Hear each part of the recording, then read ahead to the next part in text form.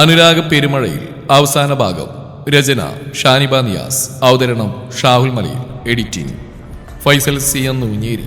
ഒന്ന് തിരിഞ്ഞോടാൻ പോലും ആവാതെ ചൈത്ര ഒന്നുകൂടി ആ ചുമരിലേക്ക് പതിഞ്ഞുപോയി. എനിക്ക് പോകണം സർ, ആ പൈസ ഞാൻ എങ്ങനെ എത്തിച്ചോളാം. അതെങ്ങനെയാ മോളെ, നീ ഇത്രയും കഷ്ടപ്പെട്ട് ഇവിടെ വരെ വന്നല്ലേ? നീ വലിയ ടീച്ചറാന്നല്ലേ പറഞ്ഞ? ഇനി കുറച്ചേരം എന്നെ ചിലതൊക്കെ പഠിപ്പിച്ചിട്ട് വിട്ടാൽ മതി. പിന്നെ ഇനി നീ ആ കാശിന് വേണ്ടി ഓടാനും നിൽക്കണ്ട. അത് ഞാൻ എങ്ങനെയെങ്കിലും ഒതുക്കി തീർത്തോളാം. പകരം ഈ നാടൻ സുന്ദരിയെ കണ്ടപ്പോ എനിക്കൊരു കൊതി. അയാൾ അവൾക്കടുത്തേക്ക് വന്നു. പേടി കൊണ്ട് താനിപ്പോൾ വീണു പോകുമോ എന്ന് തോന്നി ചൈത്രയ്ക്ക്. കാരണം ആദ്യമായിട്ടാണ് ഇങ്ങനെയൊരു അനുഭവം. താൻ ഇവിടെ തീർന്നു എന്ന് തോന്നിയ നിമിഷം. സർ, എനിക്ക് പോണം പ്ലീസ്. അവൾ ആ ചുമരിലേക്ക് ഒന്നുകൂടെ പതുങ്ങിക്കൊണ്ട് അവന് നേരെ കൈകൂപ്പി. നീ എന്തിനാടി എൻ്റെ മുമ്പിലേക്ക് വന്നു? ഇനി നിന്നെ ഇങ്ങനെ വെറുതെ വിട്ടാ ഈ സുദേവിന്റെ നെഞ്ചിൽ അതങ്ങനെ ദഹിക്കാതെ കിടക്കും. അതും പറഞ്ഞ അയാൾ അവിടെ കയ്യിൽ പിടിച്ചതും ഓഫീസിന്റെ വാതിൽ തുറന്ന് കാറ്റ് പോലെ എന്തോ വന്ന് അയാളെ തട്ടിത്തെറിപ്പിച്ചതും പെട്ടെന്നായിരുന്നു. പേടി കൊണ്ട് കണ്ണുകൾ രണ്ടിറുക്കി ചുമരിലേക്ക് ഒന്നുകൂടി ചുരുണ്ടുപോയി ചൈത്ര. പിന്നെ എന്തോ ഒരു ഓർമ്മയിൽ കണ്ണു തുറന്ന് മുന്നിലേക്ക് നോക്കി. മുന്നിൽ സർവ്വതും ചുട്ടിരിക്കാൻ ഭാഗത്തിൽ കോപം നിറച്ച മിഴികളോടെ തന്നെ നോക്കി നിൽക്കുന്ന ക്രിസ്റ്റി. ശ്വാസം കിട്ടിയതുപോലെ അവളൊന്ന് പിടച്ചുകൊണ്ട് ഓടി വന്ന് അവനെ ഇറുകെ പിടിച്ചു. പേടി കൊണ്ട് വിറച്ച് ഈ പെണ്ണിപ്പോൾ താഴെ വീഴുമെന്ന് തോന്നിപ്പോയി ക്രിസ്റ്റിക്ക്. തന്റെ നെഞ്ചിൽ മുഖമമർത്തി അത്രമേൽ പതുങ്ങി നിൽക്കുന്നവളെ ഒരു കൈ കൊണ്ട് ഒന്നുകൂടെ ചേർത്തു പിടിച്ചു അവൻ. എന്റെ സ്റ്റേഷനിൽ വന്ന് എന്നെ തല്ലാൻ മാത്രം ധൈര്യം കാണിക്കാൻ നീ ആരാടാ? സുദേവ് എഴുന്നേറ്റുകൊണ്ട് കൈ കുടഞ്ഞു. ആ ഒരൊറ്റടിയിൽ തന്നെ അയാൾക്ക് നന്നായി വേദനിച്ചുവെങ്കിലും അവളെ നഷ്ടപ്പെടുത്താൻ തോന്നിയില്ല. എന്താ സുദേവൻ സാറേ ഇത്? ഒരു പെണ്ണിന്റെ മേൽ കൈവെക്കുമ്പോ അറ്റ്ലീസ്റ്റ് അവൾക്ക് പിന്നിൽ ആണൊരുത്തനുണ്ടോ എന്ന് അന്വേഷിക്കെങ്കിലും വേണ്ടേ? എന്നിട്ടൊക്കെ വേണ്ട തന്റെ ഈ നെറികെട്ട സ്വഭാവം പുറത്തെടുക്കാൻ. പിന്നെ സുദേവൻ സാറേ, എന്റെ പ്രോപ്പർട്ടിയിൽ എന്റെ അനുവാദമില്ലാതെ ഒരാളെ നോക്കുന്ന പോലെ എനിക്ക് ഇഷ്ടമല്ല. അപ്പോഴാ നിന്നെ പോലൊരു ചെറ്റന്റെ പ്രാണന്റെ മേൽ കൈവച്ചത്. അവൻ വല്ലാത്ത ദേഷ്യത്തോടെ ഒരു കയ്യിൽ അവളെ നെഞ്ചോട് അടക്കി പിടിച്ചുകൊണ്ട് തന്നെ അയാളുടെ കഴുത്തിൽ പിടിച്ച് ഉമരിലേക്ക് അമർത്തി. ഇവൾ എന്റെ പെണ്ണ, ചൈത്ര ക്രിസ്റ്റഫർ ആരക്കൽ. അവളെയാ നീ ഇത്രയും നേരം. ചൈത്ര അത് കേട്ട് അവന്റെ കഴുത്തിലാക്കിയിടുന്നിരുന്ന ആ കുരിശുമാല കൈകൊണ്ടൊന്ന് ചുഴറ്റി. ശ്വാസം മുട്ടിക്കൊണ്ട് ആ ഭിത്തിൽ അമർന്നു വിടയുന്ന സുദേവിനെ ഓടിക്കിതച്ച് വന്ന 2 പോലീസുകാർ ബലമായി അവന്റെ കയ്യിൽ നിന്നും മോചിപ്പിച്ചു. നീ അറിയാൻ പോകുന്നതേ ഉള്ളൂ സുദേവ്. എന്റെ പെണ്ണിനെ വേണ്ടാത്ത രീതിയിലൊന്നും നോക്കിയുള്ള ശിക്ഷ നിനക്കുള്ള സസ്പെൻഷനായി വീട്ടിലെത്തും. ബാക്കിയൊക്കെ പിന്നീട്. ഈ ക്രിസ്റ്റിയ പറയുന്നേ ഓർത്തു വെച്ചോ നീ. അവനെയാളെ പുച്ഛിച്ചുകൊണ്ട് ചൈത്രയെ നെഞ്ചോടടക്കിക്കൊണ്ട് തന്നെ ആ സ്റ്റേഷന്റെ മുറ്റത്തേക്ക് ഇറങ്ങി. പുറത്തിറങ്ങിയിട്ട് അവന്റെ നെഞ്ചിൽ നിന്ന് നടന്നു മാറാത്തവളെ അവൻ ബലമായി പിടിച്ചു മാറ്റി. അതൊരു അലർച്ചയായിരുന്നു. ഒരാളെയും കൂട്ടാതെ ഒറ്റയ്ക്ക് നിലത്തോട്ട് കയറി വരാൻ മാത്രം ഇവിടെ നിന്റെ ആരാടിയുള്ളത്? ക്രിസ്റ്റിയയുടെ തോളിൽ പിടിച്ചെന്ന് കുലുക്കിക്കൊണ്ട് ചോദിച്ചു. ദേഷ്യം കൊണ്ട് മുഖവും മുഷ്ടിയും ചുവന്നു പോയ അവൻ തന്റെ മുമ്പിൽ പേടിച്ചരണ്ട് തളർന്നു നിൽക്കുന്ന ആ പെണ്ണിനെ കണ്ടപ്പോൾ ഒന്ന് അടങ്ങിപ്പോയി. പകരം കുടുംബഭാരവും പേറി ഓടുന്നവളോട് വല്ലാത്തൊരലിവ് തോന്നി. വാ. വീണ്ടും അലിവോടെ അവൻ അവളെ നെഞ്ചോട് ചേർത്തു. പേടിച്ചോ നീ? അവൻ ആർദ്രമായി അവളുടെ തലയിൽ തലോടി. അതിനു മറുപടി പറയാതെ അവനൊന്നുകൂടി ഇറുക്കെ പിടിച്ചു. നേരെ ഒരു വളയില്ലേ, പോവാം. ഇരുട്ട് പടർന്ന ചുറ്റിലേക്ക് നോക്കിക്കൊണ്ടവൻ അവളെ പിടിച്ച് വണ്ടിയിൽ കയറ്റി. ശേഷം തന്റെ ഫോൺ എടുത്ത് അമ്പിളിയുടെ നമ്പറിൽ വിളിച്ചു. അവളിവിടെ ഉണ്ട്, പേടിക്കാനൊന്നുമില്ല. ഞങ്ങളങ്ങോട്ട് വരുമോ? നീ അവളുടെ കൂടെ നിൽക്കണേ, ഞങ്ങൾ എത്തിക്കോളാം. അതും പറഞ്ഞ് ഫോൺ കട്ട് ചെയ്ത് ഫോൺ പോക്കറ്റിലേക്ക് ഇടുന്നവനെ അവൾ തലയിരിച്ച് നോക്കി. അമ്പിളി പറഞ്ഞിട്ടാണ് അവനോട് വന്നതെന്ന് അവൾക്ക് മനസ്സിലായി. പരന്നു തുടങ്ങിയ രാത്രിയിലേക്ക് റോഡിലെങ്കിലും ലൈറ്റുകൾ തെളിഞ്ഞിട്ടുണ്ട്. കുറച്ചു ദൂരം പോയപ്പോൾ റെസ്റ്റോറന്റ് മുമ്പിൽ അവൻ വണ്ടി ഒതുക്കി. വാ, ഇറങ്ങി. എന്തിനെന്ന സംശയത്തിൽ അവൾ അവനെ തല ഉയർത്തി നോക്കി. ഈ കോലത്തിലാണോ വീട്ടിൽ പോകുന്നത്? ഒന്ന് മുഖം കഴുകി ഫ്രഷ് ആയിട്ട് പോവാം, അല്ലെങ്കിൽ ഈ കുട്ടികൾ പേടിക്കും. അവളും തലയാട്ടിക്കൊണ്ട് അവനൊപ്പം പുറത്തേക്ക് ഇറങ്ങി. റെസ്റ്റോറന്റിന്റെ വാഷിംഗ് ഏരിയയിലേക്ക് കയറി. ആ കണ്ണാടി അവളും നോക്കി. തന്റെ രൂപം, പാറി പറന്ന മുടിയും കരഞ്ഞു കലങ്ങി കൺമഷി വരുന്ന കണ്ണുകളും. പോലീസ് സ്റ്റേഷനിലെ രംഗം ഒരിക്കൽ കൂടി ഓർമ്മയിൽ വന്നു. കണ്ണുകളൊന്ന് ഇറുക്കി അടച്ച് തുറന്നു. ഞൊറിഞ്ഞെടുത്ത ഷോൾഡറിലേക്കായി പിൻ ചെയ്തു വെച്ച സാരിയിൽ മുഖം ചരിച്ചുകൊണ്ട് മണത്ത് നോക്കി അവൾ. അവന്റെ മണം ആ നെഞ്ചിൽ താൻ പറ്റിച്ചേർന്ന് ഒരിക്കൽ കൂടി അവൾക്കുള്ളിലേക്ക് വന്നു. ആ പോലീസുകാരനോട് അവൻ പറഞ്ഞോർക്കവേ ഒരു പരവേശം അവളുടെ മുഖത്താകെ പൊതിഞ്ഞു. കണ്ണാടിയിൽ നോക്കി മുഖമൊക്കെ കഴുകി മുടിയൊന്ന് ഒതുക്കിക്കൊണ്ട് അവൾ പുറത്തിറങ്ങി. പോവാം. വാ, എന്തെങ്കിലും കഴിക്കാൻ. വേണ്ട, എനിക്ക് വീട്ടിൽ പോയിട്ട് മതി. നിനക്ക് വിശപ്പില്ലേ? അതവിടെ ഏമാമാര് ചായ സൽക്കാരൊക്കെ കഴിഞ്ഞിട്ടായിരുന്നോ കലാപരിപാടി? അതിനവനെ ഒന്ന് കൂർപ്പിച്ച് നോക്കി. അങ്ങോട്ട് ഇരിക്കും. അവൻ ചൂണ്ടിയ സ്ഥലത്ത് അവൾ ഇരുന്നു. ആളൊഴിഞ്ഞ ആ സ്ഥലത്ത് അവൾക്കെതിരായിട്ട് അവരിരുന്നു. ഇവിടെ നിന്ന് നോക്കുമ്പോൾ വാഹനങ്ങൾ എത്ര ശാന്തമായിട്ടാണ് ഒഴുകുന്നത്. അവൾ ചില്ലി ഗ്ലാസ്സിലൂടെ റോഡിലേക്ക് നോക്കി. ഈ സമയം ക്രിസ്റ്റീൻ തനിക്ക് മുന്നിലിരിക്കുന്നവളെ നോക്കി കാണുകയായിരുന്നു. സ്റ്റേഷനിൽ ഓടി വന്ന് തന്നെ കെട്ടിപ്പിടിച്ചവൾ ഓർത്തപ്പോൾ അവന്റെ ചൊടിയിൽ ഒരു ചിരി വിരിഞ്ഞു. കാതിലെ നേർത്ത നൂലുപോലുള്ള കമ്മൽ ചെറുതായി ആടിക്കൊണ്ടിരിക്കുന്നുണ്ട്. ഇത്ര സിമ്പിളായിട്ടുള്ള ഈ ഒരുക്കമാണ് ഇവളുടെ ഭംഗിയെന്ന് പലപ്പോഴും തോന്നാറുണ്ട്. ആദ്യമായി ഇവളെ കണ്ടപ്പോഴും താൻ മാത്രം പ്രണയിച്ചു തുടങ്ങുമ്പോഴും താൻ ഏറെ ശ്രദ്ധിച്ച ഇതായിരുന്നു. ടീച്ചറായി ജോലി കയറിയ മുതൽ ചുരിദാറിൽ നിന്ന് സാരിയിലേക്ക് മാറിയിട്ടുണ്ട്. അതുമാത്രമാണ് അന്നത്തേതിൽ നിന്നുള്ള ചൈത്ര. അവൻ വെറുതെ ഒന്ന് ഓർത്തു, എന്ത് കണ്ടിട്ടാ എന്നെ വന്ന് കെട്ടിപ്പിടിച്ച്? കൈകുത്തി താടിക്ക് വെച്ചുകൊണ്ട് അവൻ ചോദിച്ചു. പുറത്തേക്ക് നോക്കിയിരുന്നവൾ ഒരു ഞെട്ടലോടെ അവനെ നോക്കി. തനിക്ക് മുന്നിലിരിക്കുന്നവന്റെ വശ്യമായ കണ്ണിലേക്ക് നോക്കാനാവാത്ത പോലെയുള്ള ഒരു കള്ളത്തരം കൊണ്ട് അവൾ തലതാഴ്ത്തി.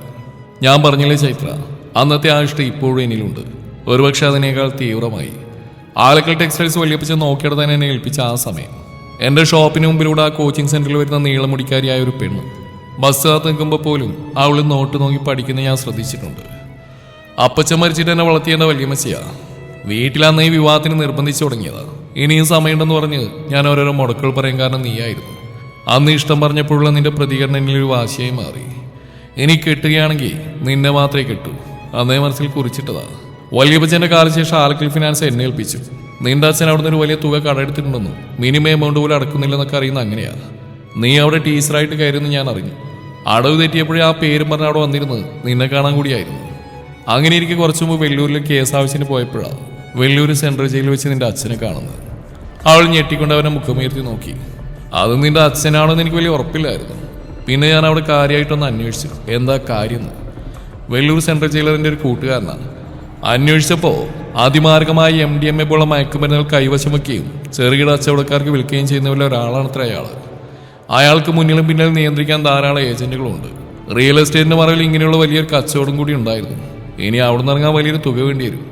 നാട്ടിലെ വീടും പറമ്പ് വിൽക്കാൻ ആരൊക്കെ ഏൽപ്പിച്ചിട്ടുണ്ടെന്ന് അറിഞ്ഞു. അവിടെ ജയിലറായിരുന്ന എൻ്റെ സുഹൃത്താണിക്കാരനോട് പറഞ്ഞു. എനിക്കിവിടെ കണ്ടുപരിച്ചുണ്ടെന്ന് പറഞ്ഞുകൊണ്ടാ അവൻ ഇതൊക്കെ എന്നോട് പറഞ്ഞു. തിരിച്ച് നാട്ടിലെത്തിയ അയാളുടെ ഒപ്പമുള്ളവരെ നന്നായിട്ടൊന്ന് കുടഞ്ഞപ്പോൾ മനസ്സിലായി, നിങ്ങൾ വിചാരിക്കും പോലെ ഒരാളല്ല അയാൾ. നിങ്ങളുടെ മുന്നിലെ ശാന്തനായിട്ടുള്ള ഒരു മദ്യപാനി മാത്രമല്ല, അതിമാർഗമായി MDMA പോലുള്ള ഡ്രഗ്സുകളും മയക്കുമരുന്നുകളും സ്കൂൾ കുട്ടികൾ ഉൾപ്പെടെ എല്ലാവർക്കും രഹസ്യമായിട്ട് എത്തിക്കുന്ന ഒരു ഏർപ്പാട് കൂടി ഉണ്ടായിരുന്ന അയാൾക്ക് ഈ ബിസിനസ്സിലെ എന്തോ ഒരു ഇടപാടിന് വേണ്ടിയാ അന്ന് എൻ്റെ ഫിനാൻസിൽ നിന്ന് അത്രയും വലിയ തുക കടമെടുത്ത് തിരിച്ചടക്കാനാവുന്ന അയാൾക്ക് ഉറപ്പുണ്ടായിരുന്നു. പക്ഷേ പുറകിലുണ്ടായിരുന്ന ചില ഏജന്റുകൾ ചതിച്ചുകൊണ്ട് പെട്ടെന്ന് തുക അടച്ചു തീർക്കാനായില്ല. പക്ഷേ നിങ്ങൾക്കും നാട്ടുകാർക്കും മുമ്പിൽ അയാൾ നല്ലവനായി. എല്ലാം വളരെ രഹസ്യമായി കൊണ്ടുനടന്നു. ഇവിടെ നിന്ന് പോകുന്നെന്ന് കത്തെഴുതി വെച്ചിട്ട് അയാൾ പോയത് കടം തീർക്കാനൊന്നല്ല, വെല്ലൂരിലുള്ള തന്റെ ബിനാമികളെ കാണാനായിരുന്നു. പക്ഷേ കൂട്ടുകാർ കുടിക്കിയതാണെന്നറിയില്ല, അവിടുത്തെ സ്പെഷ്യൽ നാർക്കോട്ടിക് സംഘത്തിന്റെ പിടിയിൽപ്പെട്ടു. കേസും കോടതിയൊക്കെ ആയിട്ട് ഊരിപ്പോരെ ഇനിയും വലിയ തുക വേണമായിരുന്നു. അതിന്റെ ആദ്യപടിയായിട്ടാ നീ ഇപ്പോൾ സ്റ്റേഷനിൽ കണ്ടത്. നേരിട്ട് പറഞ്ഞാൽ നീ സത്യാവസ്ഥ എന്താണെന്ന് അന്വേഷിക്കും. പിന്നെ തനിക്ക് നാട്ടിലേക്ക് തിരിച്ചു വരാനാവില്ലെന്ന് അയാൾക്കറിയാം. അതുകൊണ്ടാ ഇങ്ങനെ ഒരു മാർഗം മുന്നോട്ട് വെച്ച്. അതാകുമ്പോൾ പോലീസ് സ്റ്റേഷൻ വിളിച്ചൊന്ന് ഭീഷണിപ്പെടുത്തിയ നീ സമ്മതിക്കുകയും കൂടുതൽ ചിന്തിക്കാൻ നിൽക്കാതെ വീടും പറമ്പും വിൽക്കാൻ തയ്യാറാവുന്ന അയാൾ കരുതി. സത്യം പറഞ്ഞ ഇക്കാര്യം ആ പോലീസുകാരൻ അറിയില്ലായിരുന്നു. അന്നവിടെ വന്ന ശേഷം ഞാൻ നിങ്ങളുടെ വീട്ടിൽ വന്ന അച്ഛൻ പറ്റിച്ച തുകയുടെ പേരും പറഞ്ഞു ആ വീടിന്റെ കൈവശാവകാശം എന്നിലേക്ക് കൂടി മാറ്റിയത് ഇങ്ങനെയൊക്കെ മുന്നിൽ കണ്ടുകൊണ്ടാ. ഇനി ഞാനും കൂടി തീരുമാനിച്ചാൽ മാത്രമേ ആ വീട് വിൽക്കാനാവൂ. അല്ലെങ്കിൽ നിന്റെ കയ്യിൽ നിന്ന് അതെന്നേ നഷ്ടമായനെ. നീ ആ കുട്ടികളായിട്ട് വീണ്ടും അവിടെ നിന്ന് ഇറങ്ങേണ്ടി വരുമെന്ന് എനിക്കറിയായിരുന്നു. ഇനിയും സമൂഹത്തിന് മുമ്പിൽ നീ കിടന്ന് ഓടുന്ന നോക്കിക്കാൻ എനിക്ക് വയ്യായിരുന്നു. അതുകൊണ്ടാ എന്നെ വെറുത്താൽ ഇങ്ങനെ ഒരു തീരുമാനം ഞാൻ എടുത്ത്. അതിലുപരി അച്ഛൻ തന്നെ എത്ര തന്ത്രപരമായിട്ടാണ് പറ്റിക്കുന്നതെന്ന് തോന്നിപ്പോയി. സ്വന്തം വീടും പറമ്പും വിട്ടുകൊടുത്ത് നീ അവരെയും കൂടി തെരുവിലേക്ക് ഇറങ്ങുന്നത് അയാൾക്കൊരു പ്രശ്നമില്ലായിരുന്നു. പക്ഷേ എനിക്ക് അതുകൂടി കണ്ടെടുക്കാൻ കഴിയില്ല. ആ അവസ്ഥയിലൊരു വിവാഹ വാഗ്ദാനമായിട്ട് ഞാൻ വന്നാലും നീ സമ്മതിക്കില്ല, അതും എനിക്ക് ഉറപ്പായിരുന്നു. സത്യം എന്താണെന്ന് നിന്നെ ബോധിപ്പിക്കാൻ നിനക്ക് മുന്നിൽ നിരത്താൻ എൻ്റെ മുമ്പിൽ മതിയായ തെളിവുകളുമില്ല. പിന്നെ നിന്റെ അച്ഛൻ്റെ യഥാർത്ഥ മുഖം അറിഞ്ഞാലുള്ള നിങ്ങളുടെ അവസ്ഥ എല്ലാം കൂടി ഓർത്തപ്പോൾ അന്ന് അതാണ് നല്ലതെന്ന് തോന്നി. അങ്ങനെയാ ഞാൻ നിനക്ക് മുമ്പിൽ നിങ്ങളുടെ വീടും പറമ്പും ഒപ്പിട്ട് വാങ്ങിയ വില്ലനായത്. പക്ഷെ ഇനിയും ഞാനിതൊക്കെ നിന്നോട് പറഞ്ഞില്ലെങ്കിൽ ഇനിയൊരു ദിശയേറിയാൽ നീ ഓടി ഓടി തളരും. താൻ ഒരിക്കലും പ്രതീക്ഷിക്കാത്ത എന്തൊക്കെയോ കേട്ട തരിപ്പിൽ ശ്വാസമെടുക്കാൻ പോലും മറന്നുകൊണ്ട് അങ്ങനെ ഇരുന്നു ചൈത്ര. അച്ഛൻ ഇത്രയും കാലം തങ്ങളെ പറ്റിക്കുകയായിരുന്നു. അല്ലെങ്കിലും ജീവിതത്തിലെ പ്രാരാബ്ദങ്ങളിൽ നിന്ന് വിദഗ്ധമായിട്ട് ഒഴിയാൻ വേണ്ടി എല്ലാം എൻ്റെ തലയിലേക്കിട്ട് തന്ന് ബുദ്ധിപൂർവ്വം കരുക്കൾ നീക്കിയായിരുന്നു ഇത്രയും കാലം. അത്രമേൽ വലിയ ആ തെറ്റ് അതിപ്പോൾ അച്ഛനെ തന്നെ കുടുക്കിയിരിക്കുന്നു. നെഞ്ചിൽ വല്ലാത്ത വേദന തോന്നിപ്പോയി അവൾക്ക്. ഒരു കണക്കിന് അയാളുടെ വലയിൽ നിന്ന് താനും മക്കളും രക്ഷപ്പെട്ടു നേരി സമാധാനിക്കാം. അല്ലെങ്കിൽ ഒരുപക്ഷെ സ്വന്തം സ്വാർത്ഥ താല്പര്യങ്ങൾക്ക് വേണ്ടി അയാൾ നിങ്ങളെയും കരുവാക്കിയേനെ. ശ്വാസം വിടാൻ പോലും മറന്നു നിൽക്കുന്നവളോടായി ക്രിസ്റ്റി പറഞ്ഞു. ഇതിലൊന്നും തലയിടാതെ നിന്നെയും പൊക്കിയെടുത്ത് ആലക്കലേക്ക് കൊണ്ടുപോകാൻ എനിക്ക് അറിയാഞ്ഞിട്ടല്ല. പക്ഷെ നിന്റെ അനിയത്തിമാർ, അവരുടെ ജീവിതം, അതിനൊക്കെയാണ് നീ നിന്നേക്കാൾ പ്രാധാന്യം കൊടുക്കുന്നതെന്ന് തോന്നി. ഇതെല്ലാം അറിഞ്ഞ മുതലെല്ലാം തുറന്നു പറഞ്ഞ് നിങ്ങളെല്ലാവരും ആലക്കലേക്ക് കൊണ്ടുവരാൻ അമ്മച്ചി എപ്പോഴും പറയും. പക്ഷെ ഒരിക്കൽ കിട്ടിയ അടിയുടെ ചളിപ്പ് അത്ര പെട്ടെന്നൊന്നും മറക്കില്ലല്ലോ. പക്ഷെ ഇനി വേണ്ട. ഇനി ഇത് പറഞ്ഞില്ലെങ്കിൽ എന്നിലേക്കുള്ള തൻ്റെ അകലം വീണ്ടും കൂടി വരികയുള്ളൂ. എനിക്കറിയാം ഈ മനസ്സിൽ കുറച്ചെങ്കിലും ഞാനുണ്ടെന്ന്. പക്ഷെ അതൊരിക്കലും നീ എന്നോട് തുറന്നു പറയില്ലെന്ന് എനിക്ക് ഉറപ്പാണ്. ജീവിതത്തിൽ പ്രാരാബ്ദങ്ങളുടെ ഭാരവും പേറി സ്വയം സ്നേഹിക്കാൻ പറഞ്ഞവളെ ഇനി ജീവിതകാലം മുഴുവൻ സ്നേഹിക്കാനുള്ള കൊതിയുണ്ടാ. വേണ്ട, ഞാൻ ഇയാൾക്ക് ശരിയാവില്ല. എന്തിനാ വെറുതെ ഓരോ ചുമടുകൾ തലയിലെടുത്ത് വെക്കുന്നത്? എന്തായാലും ഞങ്ങൾക്കൊരു താങ്ങായി അച്ഛനുണ്ടാവുന്നു എന്തെങ്കിലും മടങ്ങിവരുന്നൊരു പ്രതീക്ഷ ഉണ്ടായിരുന്നു. പക്ഷേ ഇപ്പം ആ മടങ്ങിയവർ എന്നെ വല്ലാതെ ഭയപ്പെടുത്തുന്നു. ഇത്രമാത്രം ദ്രോഹം ഞങ്ങളോട് ചെയ്യാൻ ഒരു തെറ്റുപോലും ഞങ്ങൾ ആരും അയാളോട് ചെയ്തിട്ടില്ല. ആ മറുപടി പറയുമ്പോഴും അവൾക്കുള്ളിൽ അച്ഛനെ കുറിച്ചുള്ള കാര്യങ്ങൾ മാത്രമാണെന്ന് ക്രിസ്റ്റിക്ക് തോന്നി. ഈ വിവരങ്ങളൊന്നും നിനക്കും എനിക്കല്ലാതെ ആർക്കും അറിയില്ല, ഇനിയും ആരും അറിയാൻ പാടില്ല. പക്ഷേ സത്യങ്ങളെല്ലാം നീ മനസ്സിലാക്കണം. അതിനുവേണ്ടിയാ ഞാനിപ്പോൾ ഇതെല്ലാം നിന്നെ അറിയിച്ച്. നീയും നിന്റെ കുടുംബം എനിക്ക് ഒരിക്കലും ഒരു ഭാരമാവില്ലായിരുന്നു. അത്രയേറെ കൊതിപ്പിച്ച് കാത്തുവച്ചൊരു പ്രണയമായിരുന്നു എൻ്റേത്. അതിനൊരു അവകാശമേ ഉള്ളൂ, അത് നീയാ ചൈത്ര. എല്ലാ പ്രശ്നങ്ങൾക്കും പരിഹാരമായി നിന്റെ സമയമാകുമ്പോൾ അറിയിച്ചാൽ മതി. ഞാൻ അമ്മച്ചയും കൂട്ടി വന്നോളാം. പക്ഷേ ഇനിയും വൈകാതെ പറഞ്ഞേക്കണം, എനിക്കിത് 30 നമ്മുടെ മൊയ്തീനെയും കാഞ്ചനമാലയും പോലെ എൻ്റെ പ്രണയത്തെ ഒരു ട്രാജഡിയാക്കാൻ എനിക്കൊരു ഉദ്ദേശവും ഇല്ല. വല്ലാതെ വയ്യാലേ നിന്റെ കൃഷ്ണഭഗവാന്റെ മുമ്പിൽ നിന്നൊരു മിന്നും കെട്ടിക്കൊണ്ടു പോകും ഞാൻ ആലക്കലേക്ക്. ആൾക്ക് മുന്നിൽ തന്നെ മനസ്സിലുള്ളെല്ലാം തുറന്നു പറഞ്ഞവൻ. അപ്പോഴും അച്ഛൻ എന്ന ചിന്തയിൽ മാത്രമായിരുന്നു ചൈത്ര. വെയിറ്റ് കൊണ്ടുവന്ന ഭക്ഷണം അവൻ മുമ്പിൽ ഇരുന്നുകൊണ്ട് മാത്രമാണ് അവൾ കഴിച്ചു തീർത്ത്. പിന്നെ ഇന്നിവിടെ നടന്നെന്ന് ആരോടും പറയണ്ട, ആരും അറിയണ്ട. ഞാൻ ഈ പറഞ്ഞെല്ലാം അത് നിന്നിൽ മാത്രം നിന്നാ മതി. ബാക്കിയില്ല അതിന്റെ സമയമാകുമ്പോൾ എല്ലാവരും അറിയണമെങ്കിൽ അറിയട്ടെ. തിരിച്ചു വണ്ടിയിൽ കയറുമ്പോൾ ക്രിസ്റ്റി പറഞ്ഞു. അവളുടെ വീടിന്റെ ഗേറ്റ് മുമ്പിൽ വണ്ടി നിർത്തിയപ്പോഴേക്കും കുട്ടികൾ ചേച്ചി എന്ന് വിളിച്ച് ഓടി വന്നു. അപ്പോഴും ആ മനസ്സിൽ അച്ഛനെ കുറിച്ചുള്ള കാര്യങ്ങൾ മാത്രമായിരുന്നു. പക്ഷേ വരുത്തി തീർത്ത ഒരു ചിരിയോടെ അവരെയും പിടിച്ച് അകത്തേക്ക് കയറി. അമ്പിളി ഉണ്ടായിരുന്നു അവിടെ. അത്രയും നേരം അവർക്ക് കൂട്ടായി. അമ്പിളി ടീച്ചർ കയറിക്കോ, നേരെ നല്ലോണം കിട്ടിയില്ലേ, ഞാൻ കൊണ്ടുവിടാം. അവൻ അമ്പിളിയോട് പറഞ്ഞു. അമ്പിളി ചൈത്രയെ നോക്കി. ഞാൻ പോട്ടെടി, വിശദമായിട്ട് നാളെ പറയാം. അവളതും പറഞ്ഞ് വണ്ടി കയറി. അകത്തേക്ക് കയറാൻ ഒരുങ്ങുന്ന ചൈത്രയെ നോക്കിക്കൊണ്ട് ക്രിസ്റ്റി വണ്ടിയെടുത്തു. അവളെ വലിയ ഇഷ്ടമാണല്ലേ? അതിനവനും തലകുലുക്കി. അവള് സമ്മതിക്കാൻ തോന്നുന്നുണ്ടോ? ഇല്ല, അത്ര പെട്ടെന്നൊന്നും സമ്മതിച്ചിരില്ല. കാരണം അവൾക്ക് ഒരുപാട് ബാധ്യതകളുമല്ലേ. അതുകൊണ്ടൊരു സമ്മതം പെട്ടെന്ന് ഞാൻ പ്രതീക്ഷിക്കുന്നില്ല. ഡ്രൈവ് ചെയ്യുമ്പോൾ അവന്റെ മറുപടി അമ്പിളിയിലെ ഒരു ചിരി വിരിഞ്ഞു. ചൈത്ര ആലക്കൽ ക്രിസ്റ്റോഫറിന്റെ പ്രണയമാണെന്നത് അവളെയും സന്തോഷിപ്പിച്ചു. ഒരുപാട് പ്രശ്നങ്ങളുമായി ദൈവം അവളിട്ട് ഓടിച്ചത് ഇതിനാണെന്ന് തോന്നി അമ്പിളിക്ക്. തന്റെ വീട്ടുമുറ്റത്ത് വണ്ടി ഇറങ്ങുമ്പോൾ അമ്പിളി അവനെയും നോക്കി. അതെ, ഇനിയും വല്ലാതെ നീട്ടിക്കൊണ്ടു വേണ്ട. 6 മാസത്തിനുള്ളിൽ എന്റെ വിവാഹം ഉണ്ടാവും. എല്ലാം ഏതാണ്ട് തീരുമാനിച്ച മട്ട. ഞാനും കൂടി പോയാ ആ പാവം ഒറ്റക്കായി പോവും. സ്വന്തം സങ്കടങ്ങൾ പോലും ഇറക്കി വെക്കാൻ ആളില്ലാതെയാവും. അതുകൊണ്ട് സമ്മതത്തിനൊന്നും കാത്തിക്കേണ്ട, പിടിച്ചുകൊണ്ട് പോയിക്കോ ആലക്കലേക്ക്. ബാക്കിയൊക്കെ പിന്നെ നോക്കാം. ഞാനുണ്ടാകും കൂടെ. എന്തിനും ഒരുക്കി തീരുന്ന ആ പെണ്ണിനൊരു ചേർത്ത് പിടിക്കുന്ന സ്നേഹം ആവശ്യമുണ്ട്. ആണൊരുത്തന്നെ അവൾക്കുണ്ടല്ലോ എന്ന സമാധാനത്തിൽ എവിടെയാണെങ്കിലും എനിക്കും കഴിയാലോ. എന്ത് സഹായത്തിനും ഞാനും ഉണ്ടാവും. ക്രിസ്റ്റി അവൾ അത്ഭുതത്തോടെ നോക്കി. കാരണം അവൾ ഇത്രയൊക്കെ പറയുമെന്ന് അവനും പ്രതീക്ഷിച്ചില്ലായിരുന്നു. ദിവസങ്ങൾ പിന്നെയും പാഞ്ഞുപോയി. അവൻ അച്ഛനെ കുറിച്ച് പറഞ്ഞ കാര്യങ്ങളൊക്കെ അവളുടെ ഉള്ളിൽ കിടന്ന് പുകഞ്ഞു. പക്ഷെ ആരോടും പറഞ്ഞില്ല. ഞങ്ങളുടെ അച്ഛൻ സമൂഹം വെറുക്കുന്ന ഒരു വലിയ കുറ്റവാളിയാണെന്ന് ഞാൻ പറഞ്ഞറിയേണ്ടെന്ന് തോന്നി. ചിത്തുവും ആളും ആദ്യമൊക്കെ അപ്പനെ കുറിച്ച് അന്വേഷിച്ചുവെങ്കിലും അച്ഛൻ ഉണ്ടാക്കി വെച്ച ദുരിതങ്ങൾ തങ്ങളെ വേട്ടയാടുന്നുണ്ടെന്ന ദേഷ്യമാണോ എന്നറിയില്ല. പിന്നെ അവരും ചോദിക്കാതെയായി. ക്രിസ്റ്റിയോട് പറഞ്ഞ് ഒരു പ്രാവശ്യമെങ്കിലും അച്ഛനൊന്ന് കാണണമെന്ന് അവൾക്ക് തോന്നി. പക്ഷെ അതിനും അവനെ ബുദ്ധിമുട്ടിക്കണ്ടേന്ന് വിചാരിച്ചു. അല്ലെങ്കിലും അന്ന് ആ പോലീസ് സ്റ്റേഷനുണ്ടായ പ്രശ്നത്തിന് ശേഷം ആളെ കാണുമ്പോൾ ചെറുതായൊന്ന് ചിരിക്കാൻ ശ്രമിക്കാറുണ്ട്. അവനെന്തെങ്കിലും ചോദിച്ചാൽ അതിന് ഉത്തരം പറയും. സ്കൂളിലും പിന്നെ വഴിയിലൊക്കെ ആയിട്ട് എവിടെയെങ്കിലും ഉണ്ടാവും. ചിലപ്പോൾ 2-3 ദിവസത്തിന് കാണില്ല. എന്നാലും തന്റെ വണ്ടിയുമായി അവൻ ഉണ്ടാവുന്ന സ്ഥലത്തെത്തുമ്പോഴൊക്കെ അവൾ കണ്ണുകൾ കൊണ്ട് അവനെ തിരയും. അത്തരമൊരു ഭാവം തനിക്ക് എന്നു മുതൽ കൈവന്നു എന്ന് ആലോചിക്കുമ്പോൾ അവൾക്ക് അതിശയമാണ്. ചിലപ്പോൾ എപ്പോഴെങ്കിലും അവിടെ സ്കൂൾ ഗ്രൗണ്ടിൽ ഉണ്ടാവും. മുറ്റത്ത് ആ വണ്ടി കാണുമ്പോൾ തന്നെ അറിയാം ആൾ അവിടെ എവിടെ ഉണ്ടെന്ന്. ഗ്രൗണ്ടിൽ പയ്യന്മാർ ഫുട്ബോൾ കളിക്കുന്നിടത്തുണ്ടാവും. അച്ഛനെ കണ്ട് എന്തിനായിരുന്നു എല്ലാമെന്ന് ചോദിക്കണം. ഞാനെന്ന ഈ മകൾ നിങ്ങൾക്ക് മുമ്പിൽ ഇത്രയും ഒരുകിയിട്ടും ഒരു മനസ്സലിവ് ഞങ്ങളോട് തോന്നിയില്ലേ? ഇത്രയും വലിയ തെറ്റുകൾ ചെയ്യുമ്പോഴും അമ്മയില്ലാത്ത ഞങ്ങൾ 3 പേരെ ഓർത്തില്ലേ? അവസാനം നിങ്ങൾക്ക് സ്വയം രക്ഷപ്പെടാൻ ഞങ്ങൾക്ക് ആകെ അഭയമുള്ള ആ വീട് വിൽക്കാൻ ഒരുങ്ങുമ്പോൾ ഞങ്ങൾ എന്ത് ചെയ്യുന്നു നിങ്ങൾ ചിന്തിച്ചില്ലല്ലോ. അങ്ങനെ നിരവധി ചോദ്യങ്ങൾ ചോദിക്കാനുണ്ട്. അത്ര നിസ്സാരമായിട്ടാണല്ലോ നിങ്ങൾ ഞങ്ങളെ കബളിപ്പിച്ച്. നാശത്തിന്റെ എത്ര വിത്തുകളാണ് നിങ്ങൾ സമൂഹത്തിൽ പാകിയത്. അതുമൂലം നാശം കൊണ്ടവരെല്ലാം നിങ്ങളെ ശപിക്കുന്ന കൂട്ടത്തിൽ ഞങ്ങളെയും ചേർത്ത് പോകുന്നുണ്ടാവില്ലേ?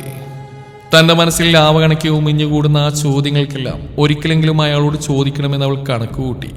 അമ്മച്ചിയെ വീണ്ടും അമ്പലത്തിൽ പോകും വഴി കാണാറുണ്ട്. പോലീസ് സ്റ്റേഷനിൽ നിന്ന് ക്രിസ്റ്റി തന്നെ വീട്ടിലാക്കി പിറ്റേ ദിവസം അമ്മച്ചിയോട് വന്നിരുന്നു. എന്നതാ കൊച്ചേ, ഇനി ആ ചെക്കനെങ്ങനെ കളിപ്പിക്കണോ? അമ്മച്ചി ഞാൻ എന്നും പറഞ്ഞ് കണ്ണിറച്ചെല്ലാമൊന്നും പറഞ്ഞില്ല. വേണ്ട വെച്ചേ, ഞാൻ പറഞ്ഞു എന്ന് കരുതി ആർക്കോ വേണ്ടി നീ എൻ്റെ ചെക്കൻ്റെ ജീവിതത്തിലേക്ക് വരണ്ട. അതിനല്ല അമ്മച്ചി പറഞ്ഞു. എൻ്റെ കുട്ടിയെ പൂർണ്ണമായിട്ട് സ്നേഹിക്കാനുള്ള ഒരു മനസ്സുണ്ടാകുമ്പോൾ വേഗം അങ്ങ് പോന്നേക്കണം. അവനൊരു പാവ. ഞാനായിട്ടൊന്നും നിർബന്ധിക്കില്ല അമ്മച്ചി അവളെന്ന് എപ്പോഴും എന്നോട് പറയും. ഇനിയും ആ സ്നേഹത്തെ എന്തു പറഞ്ഞ് തടയണമെന്ന് അവൾക്കും അറിയാതെയായി. ഇപ്പോൾ ചിത്തുവും മനസ്സിലാക്കിയിരിക്കുന്നു ആളുകൾ ക്രിസ്റ്റി പലപ്പോഴും തങ്ങൾക്ക് രക്ഷകനായി എത്തുന്നത് തന്റെ ചേച്ചിക്ക് വേണ്ടിയാണെന്ന്. തങ്ങളുടെ വീടും കൂടി അച്ഛന്റെ കടത്തിൽ മുങ്ങിപ്പോവാതിരിക്കാനാണ് ക്രിസ്റ്റി ഒപ്പിട്ട് വാങ്ങി വെച്ചതെന്ന് ചൈത്ര അവളോട് ഒരിക്കൽ പറഞ്ഞിരുന്നു. അതുകൊണ്ട് തന്നെ അവർക്ക് അന്നു മുതൽ അവനൊരു ഏട്ടനായി മാറിയിരുന്നു. ഒരിക്കൽ അപ്രതീക്ഷിതമായി മഴ പെയ്തൊരു വൈകുന്നേരം സ്കൂളിൽ നിന്നിറങ്ങിയത് വീണ്ടും മഴ ചാറി. വേഗം സ്കൂൾ റോഡിലുള്ള ബസ് സ്റ്റോപ്പിലേക്ക് കയറി. മാളുവുമുണ്ട്. ബാഗിൽ നിന്ന് കുടയെടുത്ത് നിവർത്തുമ്പോഴാണ് മാളുവിന്റെ ക്ലാസ്സിലെ 2 കുട്ടികൾ നനഞ്ഞുകൊണ്ട് ബസ് സ്റ്റോപ്പിലേക്ക് കയറിയത്. എന്നാൽ നിങ്ങൾ ഇതിൽ പോയിക്കോ, ഞാൻ മഴ തോർന്നിട്ട് വരാമെന്ന് പറഞ്ഞ് അവർ രണ്ടാളെയും ആ കുടയിൽ പറഞ്ഞയച്ചു. മഴയുടെ ശക്തി കുറഞ്ഞെങ്കിലും റോഡിലേക്ക് ഇറങ്ങാൻ വയ്യ. മഴ തോരട്ടെ എന്ന് കരുതി ബസ് സ്റ്റോപ്പിന്റെ കൈവരിയിലിരുന്നു. അപ്പോഴാണ് ആ ജിപ്സി തനിക്ക് മുമ്പിൽ ബ്രേക്ക് ഇട്ട് നിന്ന്. എന്താ ടീച്ചറെ, കൊട എടുത്തില്ലേ? അത് മാളുവിന് കൊടുത്തു. അവനെ കാണുമ്പോൾ ഇപ്പോൾ പതിവില്ലാത്തൊരു വെപ്രാളം ഉണ്ടാവും. പോരുന്നോ? ഞാൻ മഴ തോർന്നിട്ട് വന്നോളാം. അതിനവൻ മറുപടി പറയാതെ അപ്പുറത്തായി വണ്ടിയൊന്ന് ഒതുക്കിക്കൊണ്ട് മഴയിലൂടെ ഓടി ബസ് സ്റ്റോപ്പിനുള്ളിലേക്ക് കയറി. എന്തോ പോകാൻ തോന്നിയില്ല. അവൻ പറഞ്ഞുകൊണ്ട് തന്നെ മുടിയൊന്നു ഉലച്ചു. നെഞ്ചിലെ സ്വർണ്ണ കുരിശുമാലയും കയ്യിലെ CR7 വാച്ചുമാണ് അവന്റെ എടുപ്പെന്ന് അവൾക്ക് തോന്നി. എന്താ ടീച്ചറെ, നമ്മുടെ തീരുമാനത്തിന് വല്ല മാറ്റമുണ്ടോ? എന്ത്? അല്ല, ഈ നോട്ടം കണ്ട് ചോദിച്ചതാ. അവനൊരു ചിരിയോടെ മേലെയുള്ള കമ്പിൽ പിടിച്ച് പുറത്തേക്ക് നോക്കി. ഇയാളെന്തിനാ ഇങ്ങനെ എനിക്ക് വേണ്ടി? ഇയാളെ കാണുമ്പോൾ ഞാൻ വീണ്ടും തോറ്റുപോകും പോലെ തോന്നും. വല്ലാത്തൊരു സങ്കടമുണ്ടായിരുന്നു ചൈത്രയുടെ ആ വാക്കുകൾക്ക്. ടീച്ചർ തോറ്റുപോവുകയല്ലോ, എന്നെ തോൽപ്പിക്കുകയല്ലേ? അവനൊരു ചെറിയ ചിരിയോടെയാണ് പറയുന്നത്. എല്ലാം അറിഞ്ഞിട്ട് താനിങ്ങനെ ഒരു സമ്മതമൂളാൻ നടക്കുമ്പോഴാ ഞാൻ തോക്കുന്നത്. എന്നിട്ട് ഈ മുമ്പിൽ ഇങ്ങനെ ചിരിച്ചു നിൽക്കുന്നതേ അത്രയേറെ ഇഷ്ടമായിട്ട് തന്നെയാ. നഷ്ടപ്പെടുത്താൻ കഴിയാത്തോണ്ടാ. ഞാനൊരു ഭാരമാവും. ആ ഭാരം ഞാൻ എടുത്തോളാം. പകരം എന്നെ സ്നേഹിച്ചാൽ മതി ഈ ജീവിതകാലം മുഴുവൻ. പ്ലീസ്. എത്രയായിട്ട് ഇങ്ങനെ? ഇനി എന്തിനായി അവഗണന? വല്ലാത്തൊരു വേദനയോടെ പറയുന്നവരെ താൻ ഇതുവരെ കാണാത്തൊരു ക്രിസ്റ്റിയെ ചൈത്ര കണ്ടു. തന്നോടുള്ള പ്രണയത്താൽ വേദനിക്കുന്ന ഒരു ഉള്ളമുണ്ട് അവന്റെ മനസ്സിലെന്ന് അവൾക്ക് തോന്നി. എനിക്ക് ഇനി ഒരുപാട് ബാധ്യതകളുണ്ട്. എൻ്റെ കുട്ടികൾ, അവരുടെ പഠനം, അവരുടെ ഭാവി. അതിനിടയിൽ ആളൊന്ന് പറഞ്ഞു നിർത്തി. അതിനെല്ലാം ഞാനും എൻ്റെ ഇഷ്ടം ഒരു തടസ്സമാകുമെന്ന് എനിക്ക് തോന്നുന്നുണ്ടോ? അതിനവനെ നോക്കിയതിൽ അവളൊന്നും പറഞ്ഞില്ല. മഴ തോർന്നു തുടങ്ങി. ഞാൻ കൊണ്ടുവരണോ? വേണ്ട, ഞാൻ നടന്നു പോയിക്കോളാം. എന്നാ ശരി. അതും പറഞ്ഞവൻ മുണ്ടെന്ന് മടക്കി കുത്തി റോഡിലേക്ക് ഇറങ്ങി. അതേ, എന്താ? എനിക്ക് അച്ഛനെ ഒന്ന് കാണണമെന്നുണ്ട്. എന്തെങ്കിലും ചെയ്തുതരാൻ പറ്റുമോ? നിസ്സഹായി തന്നെ നോക്കുന്നവളെ കണ്ട് അവന് വീണ്ടും അലിവ് തോന്നി. അതൊരു റിസ്ക് അല്ലേ? വെല്ലൂർ സബ് ജയിലില്ല. അവിടെ കയറി തമിഴ്നാട് പോലീസിന്റെ സ്പെഷ്യൽ പെർമിഷൻ വേണ്ടി വരും. ഉറപ്പ് പറയാനാവില്ല, എന്നാലും നോക്കാം. ഒന്നും പറയാതെ തലയാഴ്ത്തിക്കൊണ്ട് നിൽക്കുന്നവൾ നോക്കി അവൻ പറഞ്ഞു. വണ്ടിയുടെ അടുത്തേക്ക് 2 അടി നടന്ന് വീണ്ടും അവൾക്ക് നേരെ ഓടി വന്നുകൊണ്ട് ചൈത്രയുടെ മുഖത്തേക്ക് തന്നെ തലയൊന്ന് കുടഞ്ഞു. നിനക്കാതെയുള്ള അവന്റെ ആ പ്രവൃത്തിയിൽ അവൾ കണ്ണുകളൊന്ന് ഇറുക്കി അടച്ചു. അവന്റെ മുടിയിൽ നിന്ന് തെറിച്ച വെള്ളം കൈകൊണ്ട് തുടച്ചു മാറ്റി കണ്ണു തുറന്നപ്പോൾ അവിടെ ശൂന്യമായിരുന്നു. ഒരു ഞായറാഴ്ച പ്രഭാതം 6 മണി ആവുന്നേ ഉള്ളൂ. ശനി ഞായറും 3 പേരും നന്നായിട്ട് ഉറങ്ങിയിട്ട് എഴുന്നേൽക്കാറുള്ളൂ. അതുകൊണ്ട് തന്നെ ചൈത്രയും നല്ല ഉറക്കത്തിലായിരുന്നു. നിർത്താതെയുള്ള ഫോൺ അടിക്കുന്ന കേട്ടാണ് അവൾ കണ്ണു തുറന്നത്. ഹലോ. അപ്പുറത്തെ ശബ്ദം കേട്ടപ്പോൾ തന്നെ മനസ്സിലായി അത് ക്രിസ്റ്റിയാണെന്ന്. അവൾ വേഗം ഫോണിൽ സമയം ഒന്നുകൂടെ നോക്കിക്കൊണ്ട് ചോദിച്ചു. എന്താ? അതെ, ഒരു കാര്യമുണ്ട്. തന്റെ അച്ഛൻ്റെ അടുത്തും പോകണം. ഇപ്പൊ തന്നെ അർജന്റാ. താൻ വേഗം റെഡിയാ, ഞാനങ്ങ് എത്തിക്കോളാം. ആൾ വേഗം ഫോൺ കട്ടായി പെട്ടെന്ന് ഫ്രഷ് ആവാൻ ഒരുങ്ങി. അതിനിടയിൽ ചിത്തുവിനെ വിളിച്ച് കാര്യം പറഞ്ഞു. അച്ഛനെ കുറിച്ച് എന്തോ വിവരം കിട്ടിയിട്ടുണ്ട്, പോയിട്ട് വരാമെന്ന് പറഞ്ഞു. അവന്റെ വണ്ടിയിലുള്ള ആ യാത്രയിൽ തമിഴ്നാട് ബോർഡർ എത്തിയപ്പോൾ അവൻ വണ്ടി സൈഡാക്കി. എന്താ? അത് ഞാൻ പറയുന്ന കാര്യങ്ങൾ നീ കുറച്ചുകൂടി ക്ഷമയോടെ കേൾക്കണം. ചൈത്ര, നിന്റെ അച്ഛൻ ജീവനോടെ ഇല്ല. ആളൊരു ഞെട്ടലോടെ അവനെ നോക്കി. എന്താ പറഞ്ഞേ? ഇന്ന് വിളിച്ച വെല്ലൂർ സെൻട്രൽ ജയിലിൽ നിന്ന് വിളിച്ചിരുന്നു. അവിടെയുള്ള ഒരു ഫ്രണ്ട് മുഖേന ഞാൻ നിനക്ക് അച്ഛനെ കാണാനുള്ള ഏർപ്പാടുകൾ ചെയ്തു വരികയായിരുന്നു. അതിന്റെ പേപ്പേഴ്സ് ക്ലിയറൻസ് എല്ലാം തീർന്നു വരികയായിരുന്നു. അതിന് അച്ഛനെയും സമ്മതം കിട്ടണമായിരുന്നു. ജയിലിലെ പ്രതികളെ കാണാനും സംസാരിക്കാനും വക്കീലിനും പിന്നെ പ്രതിക്ക് താല്പര്യമുള്ളവർക്ക് മാത്രമേ അനുവദിക്കുകയുള്ളൂ. ഇന്നലെ അവർ ഇതിനെക്കുറിച്ച് അച്ഛനോട് ചോദിച്ചപ്പോൾ നിന്നെ കാണാൻ താല്പര്യമില്ലെന്ന് പറഞ്ഞത്രേ. പിന്നെ ഇന്ന് പുലർച്ചെ ജയിലിനുള്ളിൽ വീണെടുക്കുന്നുണ്ട്. ഹോസ്പിറ്റലിൽ എത്തിച്ചപ്പോഴാണ് അവൻ മുന്നോട്ട് നോക്കി പറഞ്ഞു നിർത്തി. അവൾ തലയിരിച്ച് നോക്കിയപ്പോൾ ഒന്നും പറയാതെ വിദൂരത്തിലേക്ക് നോക്കി നിൽക്കുന്നുണ്ട്. ഇനി എന്താ ചെയ്യേണ്ടത്? എനിക്കൊന്നും അറിയില്ല. നാട്ടിലേക്ക് കൊണ്ടുവരാൻ കഴിയുമോ? ഏറെ നിമിഷത്തെ മൗനത്തിന് ശേഷം അവൾ അതേ വിദൂരത്തിലേക്ക് തന്നെ നോക്കിക്കൊണ്ട് ചോദിച്ചു. നോക്കട്ടെ, ഇപ്പോൾ അവിടെ മെഡിക്കൽ കോളേജിലാണ്. ഞാൻ അവരുടെ നാട്ടിലേക്ക് കൊണ്ടുവരാനുള്ള കാര്യങ്ങളൊക്കെ റെഡിയാക്കാൻ പറഞ്ഞിട്ടുണ്ട്. ഒന്നും പറയാതെ കല്ലിച്ച മുഖത്തോടെ ദൂരേക്ക് നോക്കി നിൽക്കുന്നവളുടെ കയ്യിൽ അവന്റെ കൈ തുണ്ട് തൊട്ടു. ഞാനുണ്ടെന്ന് പറയും പോലെ അവന്റെ കൈ തന്നെ സ്പർശിച്ചതും അടക്കി വെച്ച സങ്കടങ്ങളെല്ലാം നിയന്ത്രണം വിട്ട് ഒരു കരച്ചിലോടെ അവൾ അവന്റെ നെഞ്ചിലേക്ക് ചേർന്ന് നിന്ന് പൊട്ടിക്കരഞ്ഞു. ഏയ് ചൈത്ര! അവനോളെ തന്നെ നെഞ്ചോട് ചേർത്തു. കരയിലടാ, ഞാനില്ലേ കൂടെ. അവൻ ആ മുടിയിൽ പതിയെ തലോടി. ഞങ്ങൾക്ക് മാത്രം എന്താ ഇങ്ങനെ? ഒന്ന് കാണുമ്പോൾ നേരിട്ട് ചോദിക്കാനുള്ള ഒരുപാട് ചോദ്യങ്ങളുണ്ടായിരുന്നു എൻ്റെ മനസ്സിൽ. പക്ഷെ അവിടെ അച്ഛൻ വീണ്ടും എന്നെ തോൽപ്പിച്ചു. ഒന്നിന് മറുപടി തരാൻ വീണ്ടും മുങ്ങിക്കളഞ്ഞു. അവൾ വിതുമ്പി. അവൻ മറുപടിയൊന്നും കൊടുക്കാതെ അവളെ തന്നെ നെഞ്ചോട് ചേർത്ത് പിടിച്ചു. വെല്ലൂർ മെഡിക്കൽ കോളേജിലെ മോർച്ചറിയിൽ നിന്ന് ആ ശരീരം ഏറ്റുവാങ്ങുമ്പോൾ അവൾ എന്നെ നെഞ്ചിൽ തളർന്നു തൂങ്ങി. എത്രയായാലും അച്ഛനാണ്. ജീവനോടെ ലോകത്തിന്റെ എവിടെയെങ്കിലും ഒരു കോണിലുണ്ടാവുമെന്നൊരു പ്രതീക്ഷയുണ്ടായിരുന്നു. പിന്നെ അദ്ദേഹത്തിനുണ്ടായിരുന്ന ആ പ്രതീക്ഷ ഒരു വെറുപ്പായി മാറി. പക്ഷെ ഇപ്പോൾ ഇനി ഭൂമിയിൽ തന്നെയില്ല. ബോഡി നാട്ടിലെത്തിക്കാനുള്ള ശ്രമങ്ങളെല്ലാം ക്രിസ്റ്റി പെട്ടെന്ന് തന്നെ ഭംഗിയായി ചെയ്തു. കേസിന്റെ എല്ലാ കാര്യങ്ങളും പണിറിഞ്ഞ് അവൻ അവിടെ തന്നെ ഒത്തുതീർപ്പാക്കി. കേസിന്റെ കാര്യങ്ങളെല്ലാം ഒരുവിധം തീർപ്പ് വെച്ചിട്ടാണ് പാപ്പി ആളുകളെ ഞാൻ വിളിച്ചത്. അവരോട് കോയമ്പത്തൂർ ഉണ്ടായതിനാൽ വേഗം അങ്ങോട്ടേക്ക് എത്തി. ശേഷം ആംബുലൻസിൽ അച്ഛന്റെ ശരീരവുമായി നാട്ടിലേക്ക്. ചൈത്ര അച്ഛന്റെ കൂടെ ആംബുലൻസിൽ കയറിയപ്പോൾ ക്രിസ്റ്റിയും വണ്ടി പാപ്പി കൈമാറിക്കൊണ്ട് അവളുടെ കൂടെ കയറി. ഒന്ന് കരയി കൂടി ചെയ്യാതെ ഏതോ ഒരു ഓർമ്മയിൽ ആ ശരീരത്തിലേക്ക് മാത്രം നോക്കി നിൽക്കുന്നവളെ അവൻ വീണ്ടും നെഞ്ചോട് ചേർത്ത് പിടിച്ചു. എത്രമാത്രം പ്രതിസന്ധികളാണ് ഈ പെണ്ണിന്റെ മുന്നിലെന്ന് അവൻ ഒരു വേള ഓർത്തു. പാപ്പി വിളിച്ചു പറഞ്ഞ പ്രകാരം നാട്ടിലെല്ലാവരും അറിഞ്ഞിരുന്നു. അമ്പിളിയോട് ക്രിസ്റ്റി പറഞ്ഞുകൊണ്ട് നേരത്തെ തന്നെ അവൾ വീട്ടിലേക്ക് പോയിരുന്നു. ആംബുലൻസിൽ നിന്നിറങ്ങിയ ചേച്ചിയെ കെട്ടിപ്പിടിച്ച് മാളവും ചിത്തവും പൊട്ടിക്കറഞ്ഞു. വീണ്ടും ഒരു കരിനിഴൽ വീഴ്ത്തിക്കൊണ്ട് ഒരു ദിവസം ആ 3 പെൺമക്കളുടെ ജീവിതത്തിൽ കൊഴിഞ്ഞു. വീടിന്റെ തെക്കേ മൂലയിൽ അമ്മയ്ക്കൊപ്പം അച്ഛനും കിടപ്പാടം ഒരുങ്ങി. ഇനിയെല്ലാം അച്ഛനോട് അമ്മ ചോദിച്ചോളൂ എന്ന പോലെ അവളൊന്ന് അവിടേക്ക് നോക്കിക്കൊണ്ട് ദീർഘശ്വാസം വിട്ടു. ഇനി അച്ഛന്റെ ഏറ്റുപറച്ചിലുകളും കുറ്റസമ്മതവുമെല്ലാം അമ്മയോടാവട്ടെ എന്ന് അവൾ മനസ്സിൽ കരുതി. തമിഴ്നാട്ടിലെ ഏതോ ഹോസ്പിറ്റലിൽ ചികിത്സയിലിരിക്കാൻ മരിച്ചാണെന്ന് പല ചോദ്യങ്ങൾക്കും മറുപടി പറഞ്ഞു. സത്യം പറഞ്ഞാൽ ഇതും കൂടി അറിഞ്ഞ് സമൂഹത്തിന്റെ ആ കുറ്റപ്പെടുത്തൽ കൂടി തന്റെ പെണ്ണിന്റെ തലയിലാവുന്നതിനാൽ ക്രിസ്ത്യാനിയും സത്യങ്ങൾ അറിയിച്ചില്ല. എല്ലാം എല്ലാവരും അറിയുമ്പോൾ അറിയട്ടെ എന്ന് കരുതി. ചില സത്യങ്ങൾ അങ്ങനെയാണ്. അതിന്റെ ഉടമ മൺമറഞ്ഞു പോയാലും ആ കറ തലമുറകളെ തന്നെ ബാധിക്കും. മാളവും ചിത്തു എന്നെങ്കിലും അതിനെക്കുറിച്ച് ചോദിക്കുമ്പോൾ മാത്രം എല്ലാം പറയണമെന്ന് അവൾ മനസ്സിൽ കരുതി. ജീവിതം വീണ്ടും പതിയെ മുന്നോട്ട് ചലിച്ചു. ഇത്തവണയും ഈ ചിങ്ങമാസവും വലിയ ആഘോഷങ്ങളൊന്നും ഇല്ലാതെ കഴിഞ്ഞു. ചിത്തു 10ാം ക്ലാസ്സൊക്കെ നല്ല മാർക്കോടെ പാസ്സായി. +1 അവിടെ തന്നെ ഒരു സ്കൂളിൽ അഡ്മിഷനും കിട്ടി. ചേച്ചി, ഒരിക്കൽ അവൾ ചൈത്രയെ വിളിച്ചു. ആ ചേട്ടായി ഇനി ഇങ്ങനെ വിഷമിപ്പിക്കണം. എനിക്കറിയാം ചേച്ചിക്ക് ഇഷ്ടമാണെന്ന്. ഞങ്ങൾക്ക് വേണ്ടിയാ ചേച്ചി. ക്രിസ്റ്റി ചേട്ടായി ചേച്ചി എന്തുമാത്രം സ്നേഹിക്കുന്നുണ്ട് ഞങ്ങൾക്ക് എല്ലാവർക്കും അറിയാം. നമ്മൾ ഒറ്റക്കായി തീരേണ്ട ഒരുപാട് ബുദ്ധിമുട്ടുകളുണ്ട്. ചേട്ടൻ നമ്മുടെ കൂടെ നിന്നില്ലേ? ഇനിയെങ്കിലും ഞങ്ങൾക്ക് വേണ്ടി ചേച്ചി സമ്മതിക്കണം. ചൈത്ര അമ്പരന്ന് പോയി. തന്റെ ചിത്തു ഒരുപാട് വളർന്നുവെന്ന് അവൾക്ക് തോന്നി. അത് ശരിയാണ്, ഇനിയും വയ്യ അവനെങ്ങനെ അവഗണിക്കാൻ. തനിക്കിനിയും ആഗ്രഹങ്ങളും ആശകളും മനസ്സിലിട്ട് പൂട്ടാനാവും. പക്ഷെ അവൻ ഇനിയും വേണ്ട. തനിക്ക് വേണ്ടി ഓടിപ്പായുന്നവന്റെ മുഖം മനസ്സിലേക്ക് വന്നു. അവന് വേണ്ടിയെങ്കിലും താൻ ഇനിയും സമ്മതിക്കണ്ടേ? അവൾ മനസ്സിലുറപ്പിച്ചു. ഇനി കാണുമ്പോഴെങ്കിലും തന്റെ സമ്മതം അറിയിക്കണമെന്ന് അവളും കരുതി. എന്നാൽ തുടർന്നുള്ള കുറച്ച് ദിവസങ്ങളിൽ അവനെ കണ്ടതേയില്ല. അല്ലെങ്കിൽ സ്കൂൾ ഗ്രൗണ്ടിലോ കവലയിലോ മാർത്തോമാ പള്ളിക്ക് മുന്നിൽ എവിടെയെങ്കിലും കാണാറുണ്ട്. കൂടെ ഞാനുണ്ട് എന്ന് കാണിച്ചു തരും പോലെ എവിടെയെങ്കിലും ഉണ്ടാവും. പക്ഷെ ഇപ്പൊ കുറച്ചായിട്ട് ആളില്ല. ബിസിനസ് കാര്യങ്ങൾക്ക് വേണ്ടി എവിടെയെങ്കിലും പോവാറുണ്ട്. എന്നാലും 2-3 ദിവസങ്ങളിൽ എത്താറുണ്ട്. അച്ഛൻ മരിച്ച ഉടനെ ഒരിക്കൽ ഡൽഹി വരെ പോവുകയാണെന്നും 3-4 ദിവസം കഴിഞ്ഞ് മടങ്ങുമെന്നും അമ്പിളിയോടെന്ന പോലെ പറഞ്ഞിരുന്നു. അത് താനും കൂടി കേൾക്കാൻ വേണ്ടിയായിരുന്നു. പക്ഷേ ഇത് അവൾക്ക് വല്ലാത്ത സങ്കടം വന്നു തുടങ്ങി. ഇന്നല്ലെങ്കിൽ നാളെ കാണുമെന്ന് അവളിലൊരു പ്രതീക്ഷയുണ്ടായിരുന്നു. പക്ഷേ പിറ്റേ ദിവസം സ്കൂളിലേക്ക് ഇറങ്ങുമ്പോൾ വണ്ടിയുടെ ഹോൺ കേട്ട് സന്തോഷത്തോടെ തിരിഞ്ഞു നോക്കി അവൾ. പക്ഷെ അത് പാപ്പിയാണെന്ന് പറഞ്ഞപ്പോൾ അവളിലൊരു നിരാശ വന്ന് പടർന്നു. ടീച്ചറ്, എന്തുകൊണ്ട് വിശേഷം? കുറച്ചാലേ കണ്ടിട്ട്. ഞാനിവിടെ ഉണ്ടായിരുന്നില്ല. അവനെ നോക്കി ചിരിച്ചല്ലാതൊന്നും പറഞ്ഞില്ല. ക്രിസ്റ്റിയാണ് പ്രതീക്ഷിച്ച്. അതുകൊണ്ട് അവിടെ മുതൽ ചെറിയൊരു സങ്കടം വരുന്നു. എന്നാൽ ശരി ടീച്ചറെ, അതും പറഞ്ഞ് അവൻ വണ്ടി മുന്നോട്ട് എടുക്കാനാഞ്ഞപ്പോൾ പാപ്പി അവൾ പിന്നിൽ നിന്ന് വിളിച്ചു. നിന്റെ ഇച്ചായൻ എങ്ങനെ ചോദിക്കണമെന്നൊരു മടിയിൽ അവളൊന്ന് വിക്കി. അപ്പൊ ടീച്ചറൊന്നും അറിഞ്ഞില്ലേ? നമ്മുടെ ഇച്ചായനൊന്ന് വീണു. നമ്മുടെ കരിങ്കൽ കോരിക്കടുത്ത് കാല് സ്ലിപ്പായി പോയതാ. ചെറിയൊരു സ്ക്രാച്ച് ഉണ്ട്. 1 മാസം റെസ്റ്റ് വേണ്ടി വരും. ആളിപ്പോ ആരൊക്കെയുണ്ട്. ത്രേസ്യാമച്ചി പിടിച്ച പിടിയാളെ കെട്ടിയിട്ടുണ്ട് അവിടെ. എന്നാൽ ശരി ടീച്ചർ, ഞാൻ വിട്ടു. അവനതും പറഞ്ഞോണ്ട് വണ്ടി ഓടിച്ചു പോയി.